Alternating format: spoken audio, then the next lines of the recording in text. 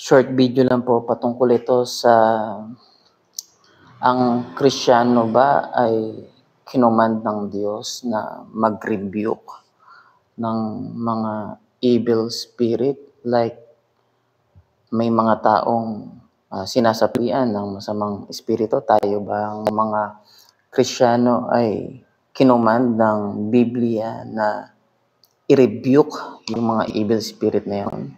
So every time ba na kapag merong evil possessed person, tatawagin ng isang pastor, tapos ang pastor i-rebuke niya ang evil spirit? Tayo bang mga mananampalataya ay inutusan ng Diyos na mag-rebuke? Ang rektang sagot ay hindi.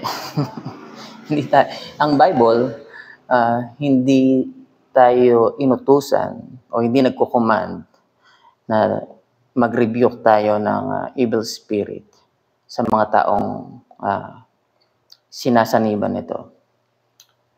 Pero, sige, for the sake of the argument, sige, na-rebuke, lumayas.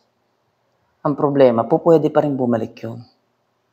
Bakit? Hindi pa mananampalataya. So, ang proper way talaga natin to deal that kind of situation is to pray for the person and also to preach the gospel to the person.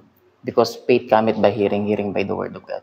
Yes, sabihin natin na umalis, pero ang problema, pwede pa rin bumalik yon dahil hindi pa Christian ang isang taong sinasaniban ng masamang espiritu. Kaya ang proper way o ang tamang way to deal yung mga ganong mga senaryo ay, rating ko, pray and to preach the gospel. Dahil kapag ang isang tao ay naging isang mananampalataya, hindi na siya pwedeng saniban o hindi na pwedeng manahan sa kanya ang evil spirit dahil nasa kanya na ang Santong Espiritu. That's why kailangan natin i-preach ang gospel kahit sa mga ganong mga senaryo.